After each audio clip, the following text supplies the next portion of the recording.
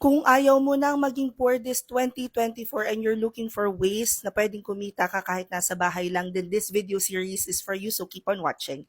My name is Mary and everyday nagpo-post ako ng bagong videos na pwedeng yung sundan na some sort of roadmap kung gusto nyo na maging freelancer, virtual assistant, or gusto nyo na mag-work from home gamit ng computer at internet.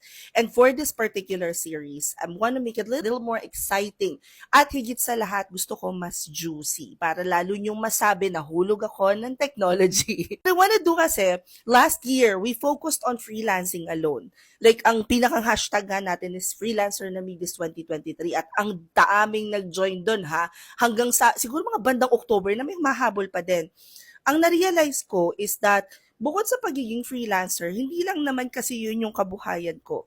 Like, meron ako mga negosyo. So, why not ibuhos ko ng lahat this 2024 para lahat tayo sabay-sabay na kumita kahit nasa bahay lang. By the way, etong series na to, libre siya.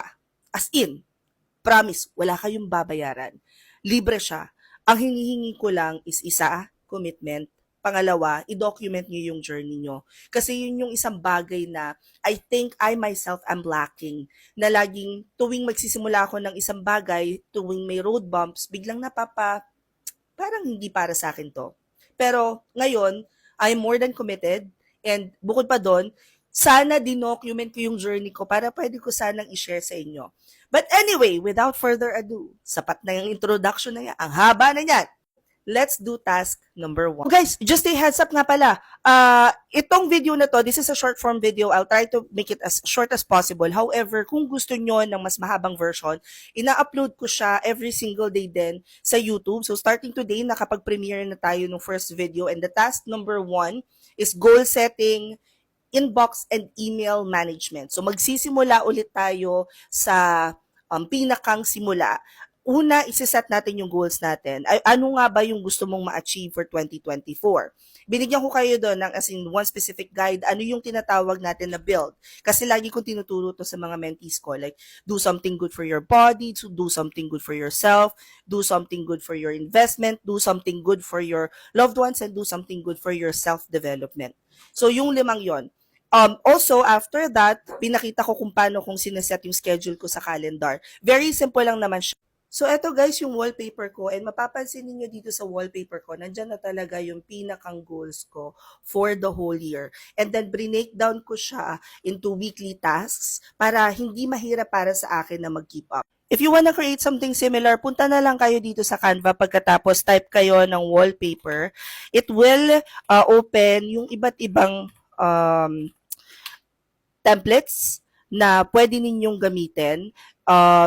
Ang na-type ko pala is phone wallpaper. Pwede rin phone wallpaper kung may vertical kayo na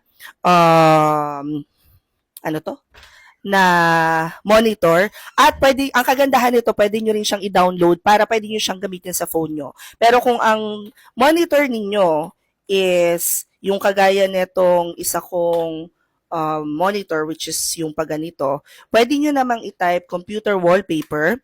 Next step is, pili kayo ng design. Gusto ko simpleng design lang, but you can also use something like this, wherein meron na siyang to-do list, meron na siyang mga schedule, may progress tracker, and all that.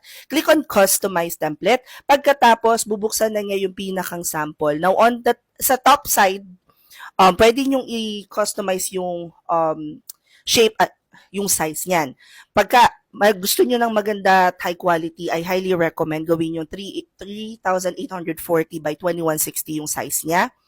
Para lang, pag malaki yung monitor nyo na kagaya nitong 34-inch ko, hindi kayo mahirapan. After that, list down all of your goals and aspirations. Pwede nyo palitan dito yung mga detalye. So, dyan, lalagay nyo lang dyan.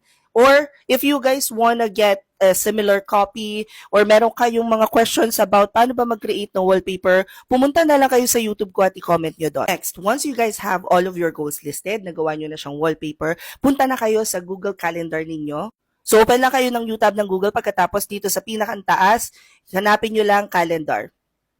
May mga settings pa kayong babaguhin dito na tinuro ko rin sa YouTube ko sa kagaya ng igagawin nyo siyang Philippine time zone, pagkatapos paano mag-create ng schedule. But as you guys can see, nakaschedule lahat sa akin including exercise, self-care, and then time to make money. Ibig sabihin, lahat ng goals ko for the day, yung simula sa body, yourself, savings, and making money, and spending time with family, including self-development, which is reading 2 books per month, nakaschedule ko siya sa Google Calendar ko. At i-complete ko lang yung mga tasks na yon once I'm done for that particular task of the day. I also highly recommend guys na i-explore nyo ang Google Workspace. So, nandito Drive, Business, Docs, Sheets, Slides, Chat, Meet, Forms, Sites, Contacts, and all that. And again, one other task that we have, syempre hindi ko na pwede ipakita yung screen ko, is to clean up your email. So again guys, all of these tasks, step by step. Meron tayo sa YouTube video. Punta na lang kayo doon. And again guys, once you guys are done, I always recommend, please document your journey. Tag me and use the hashtag hindi na may poor this 2024. Oh, pahabol. Meron nga pala tayong tasks pa na nakalista dun sa YouTube natin. So check nyo yung description box kasi meron dong mga tasks to do before or on the first week of January para mas malinis at organize ang ating taon. Comment any questions you guys have about working from home, follow for more work from home chismis. Bye!